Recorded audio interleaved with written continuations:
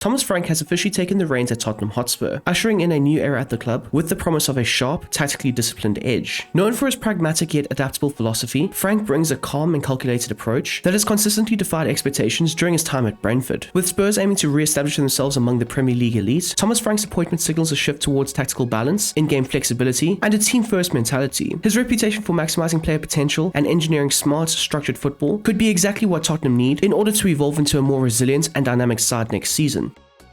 Under Frank, Tottenham Hotspur could find themselves operating more consistently in a fluid 4-2-3-1 formation, a shape that perfectly aligns with the manager's tactical principles and offers him the flexibility to both attack with intent and defend with structure. While he is known for his adaptability as well as tailoring systems in order to exploit the opposition's weaknesses, the 4-2-3-1 provides a natural balance between defensive solidity and attacking fluidity, which makes it the likely go-to setup. This structure gives Frank a double pivot in midfield that he favors. These need to be players who can dictate tempo, break up play, and provide a platform for controlled transitions. This formation allows him to build a compact and narrow spine through the middle of the pitch, while simultaneously offering enough width through the adventurous fullbacks and wide players in order to stretch the opposing defensive structures. The striker up front is supported by a creative and mobile trio, often involving a central playmaker who can link the play between the midfield and the attack seamlessly. This has been something that Frank has utilized effectively in the past. Most importantly, this 4-2-3-1 formation gives the manager versatility, as he can seamlessly shift aside into a 4-3-3 or maybe even a 5-3-2 type structure, and all this will depend on the in-game situations that Tottenham Hotspur come up against.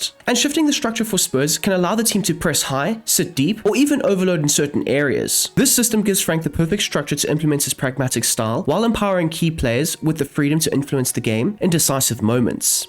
Thomas Frank's Tottenham Hotspur will be built around a tactically smart and pragmatic counter-attacking setup, and there will be a strong emphasis on adaptability and in-game decision-making. The team's build-up style will be set to counter, encouraging frontline players to stretch the pitch vertically, with sharp penetrative runs in behind the opposition's defenses. Now, this is a manager that values intelligent footballers over rigid systems, and he will want his players to read the game states and respond accordingly. And this somewhat mirrors his approach at Brentford, where adaptability was a key cornerstone to the success of that team. In the first phase of build-up, Spurs will alternate between short and long goal kicks, depending on the opposition's pressing structure. If the opponents look to press high, the goalkeeper or centre-backs are instructed to go long, bypassing the first line and directly finding a target up front. If the opposition sits in a deeper block, Spurs will look to play out from the back, slowly building rhythm through the thirds and relying on the composure and precision from the central defenders and double pivots. The manager prefers structured but flexible ball progression, often beginning through the central lanes before releasing the ball out wide to one of the fullbacks or wingers. And this pattern of play creates central congestion for the opposition, which opens up the flanks for overloads, allowing Spurs to stretch the play horizontally. Once in the final third, the team will be instructed to flood the box with runners. This will consist of the striker, wingers, attacking midfielders, and even late surging runs from the fullbacks, in order to increase their presence in goal-scoring positions. Crosses, cutbacks, and second ball recoveries will be key parts of their attacking threats. Transitions will be an effective weapon, just as they were under Thomas Frank at Brentford. He encourages his attacking players to break with pace and purpose, maximizing their technical ability and carrying capacity over long distances. The use of quick vertical passes and direct dribbling will define much of Spurs' threat on the break. The manager's emphasis on tactical intelligence, discipline, and moments of quality and transition make this approach both effective and suited to the dynamic attacking profiles of the current Spurs squad. Under Frank, Tottenham Hotspur's defensive approach will become a well-drilled but flexible unit capable of shifting to various in-game situations. The defensive setup will shift between a balanced block, a deeper, more compact shape, or even a well-timed high press. And all of this reflects the manager's tactical philosophy of pragmatism and adaptability. At the heart of the system is the desire to maintain a compact central structure, ensuring that Spurs are extremely difficult to break down through the middle. This compactness forces opponents to play around rather than through Tottenham, pushing them into less dangerous wide areas. Spurs will also use pressing traps in the midfield zones, specifically just past the halfway line, where Frank's teams often spring into action by swarming the ball carrier with multiple bodies. These traps are crucial to regaining possession and immediately launching counter-attacks, a hallmark of Thomas Frank's transitional focused football. While the high press won't be used consistently, the manager proved during his time at Brentford that if it was deployed correctly and with the right intensity, it could be incredibly effective. Frank's Brentford side consistently caught the opposition off guard, simply by initiating an aggressive press in moments of vulnerability, and this often created turnovers that would carve out easy chances for the attackers. However, Thomas Frank does prefer a balanced defensive shape as his default structure, which allows the team to shift fluidly between defending deep or pressing high. This versatility will benefit Spurs greatly, giving them the tools to manage different styles of play, whether they're facing possession-heavy teams or sides that play more direct. Now, if Spurs are under sustained pressure, the side will drop back into a deep block, and every outfield player will be expected expected to contribute defensively. This approach not only absorbs pressure but also sets up the ideal conditions for quick and decisive counterattacks once the ball is recovered. The manager's emphasis on defensive structure, team discipline, and tactical clarity will help Spurs tighten up defensively, an area they've often struggled with in recent years. His ability to mold a unit that can sit deep, press high, or shift across the pitch fluidly will bring much needed defensive stability and control that could allow for Spurs to dictate the play even when out of possession of the ball.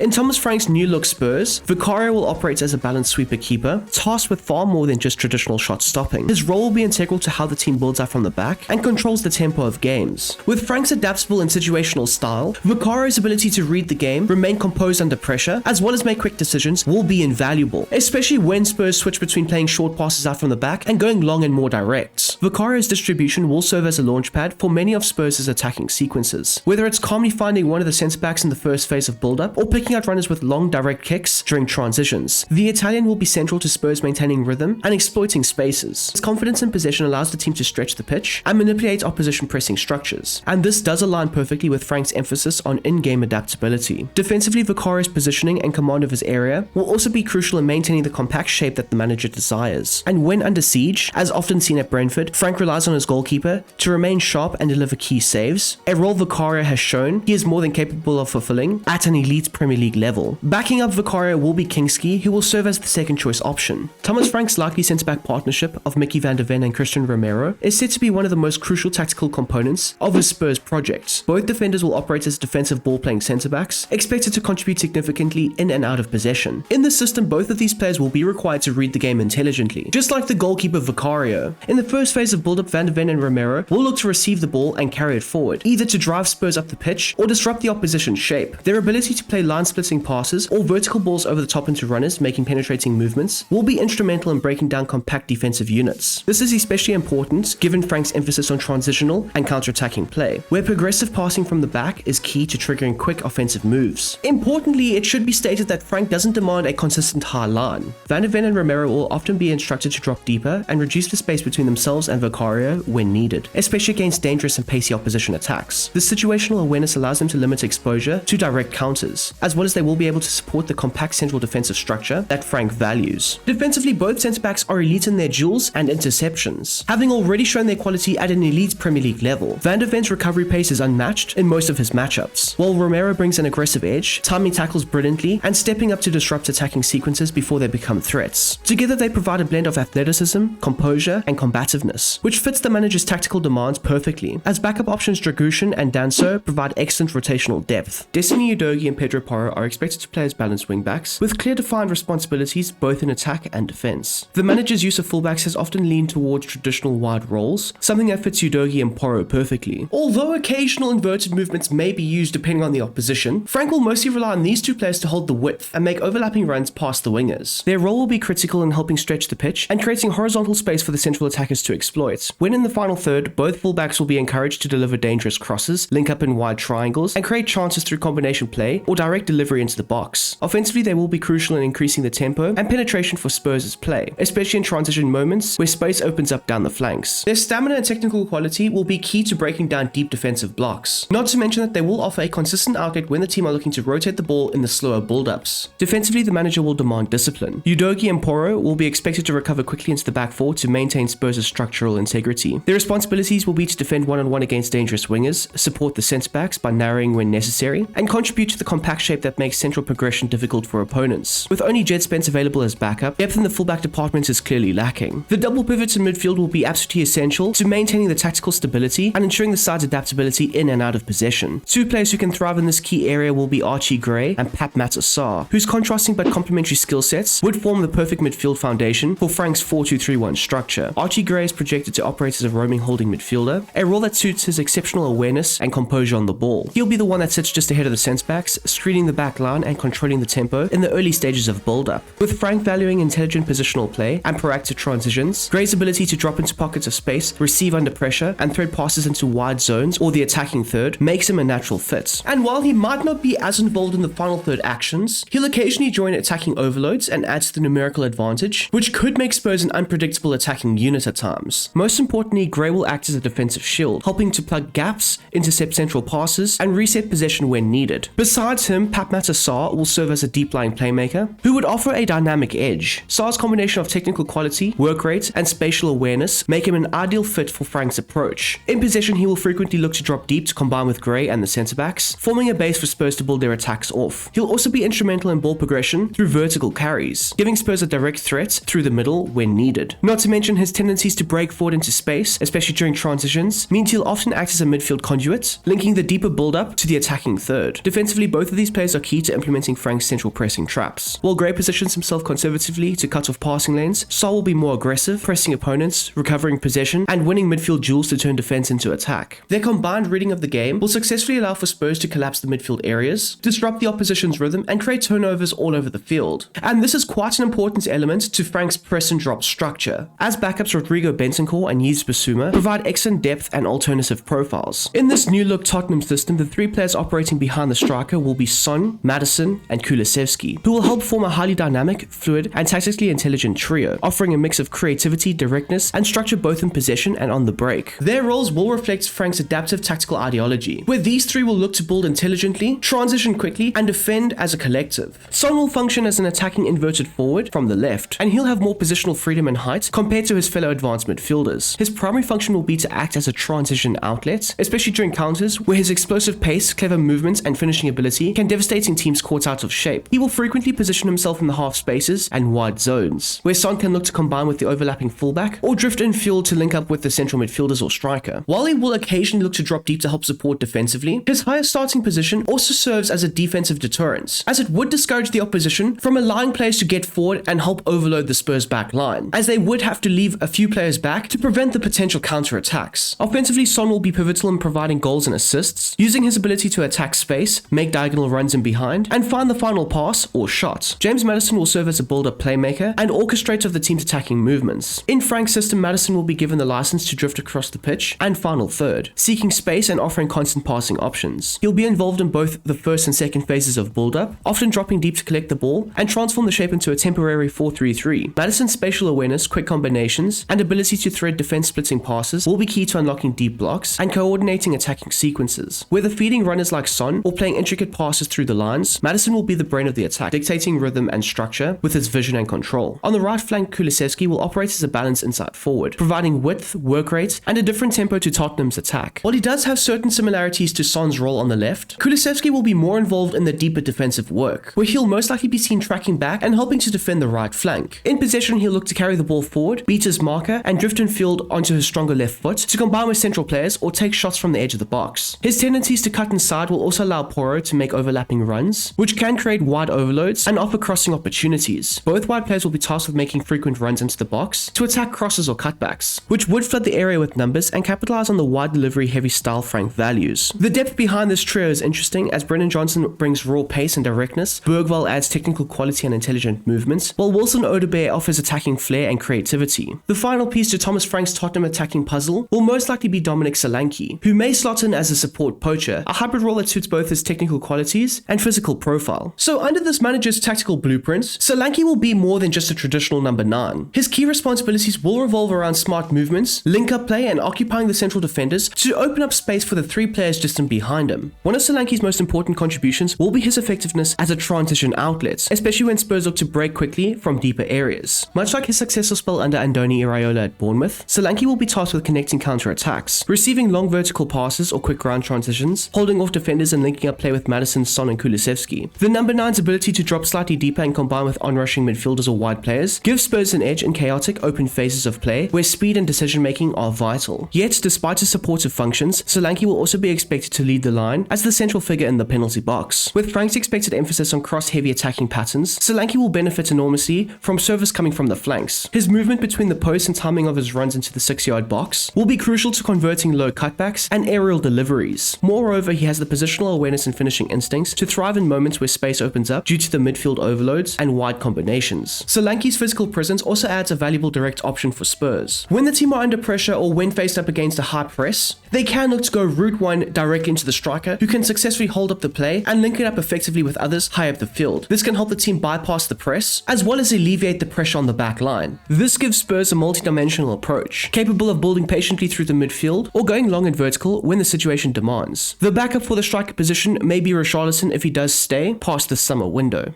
To round off this video, I am going to be running through a few transfers that you can add to this Thomas Frank system to help make it more successful. Now, a lot of these players that I will be mentioning have been linked with a move to the club in real life. So to kick things off on this list, there are currently 4 centre-backs: Indika, Singo, Branthwaite and Vuskovic. Now, he's a player that's already moved to Tottenham, so you should look to sign him up. But in terms of the other 3 players, 2 of them are left-footed centre-backs, which would provide more depth and quality behind the likes of Mickey van der Ven, whilst the likes of Wilfried Singo could be a very good backup option in case the likes of Christian Romero does leave. And let's not forget there's also Kevin Danso and Dragushin. Now, for the backup left back position, Spurs aren't currently linked with anybody in particular, so I've gone and put down 3 names that I do think would just fit into Thomas Frank's overall system. So in my personal opinion, Nkunku, Locko as well as Leif Davis could all be very good options as a backup to Destiny Udogie. The next 2 players being Antoine Semenyo and Isaacson have been heavily linked with a move to Spurs, and in my personal opinion, I do think that Semenyo could be a very good player for Thomas Frank in this Tottenham side. He's a very good and direct runner with the ball, can create advanced overloads as well as be that outlet in transition for the side. Whereas I think Isaacson could be a very good backup option for somebody like Kulusevski. 2 players that haven't spoken about for that central midfield area are Froholt as well as Hackney. Of course, these are 2 younger players, so they would need time to get into the team and adapt, and we have seen this transfer strategy implemented at Spurs over the last couple of seasons. But also keep in mind that Thomas Frank has been able to develop some very good young talents during his time at Brentford, so that's just another area and box that he does tick for this Tottenham side. Now, the last 3 players on this list are Eze, Dibbling and Jack Grealish. Now, just purely based off of what Thomas Frank was able to do at Brentford, a lot of these players aren't quick enough to play in the front line, which is where I see all of them possibly fitting in if they were to make that move to Spurs. But of course, Thomas Frank is an adaptive manager, and he probably would tweak and alter his system to make sure that these players, if they were brought in, could definitely fit into the new look Spurs. Also keep in mind that Grealish as well as Eze can play in that number 10 role. But one key trait that all 3 of these players do have, that being Dibbling, Grealish as well as Eze, is the fact that they can carry the ball over large distances and maintain possession whilst under pressure, which can lead to advanced overloads being created and space opening up in other areas of the pitch that the other Spurs attackers could exploit.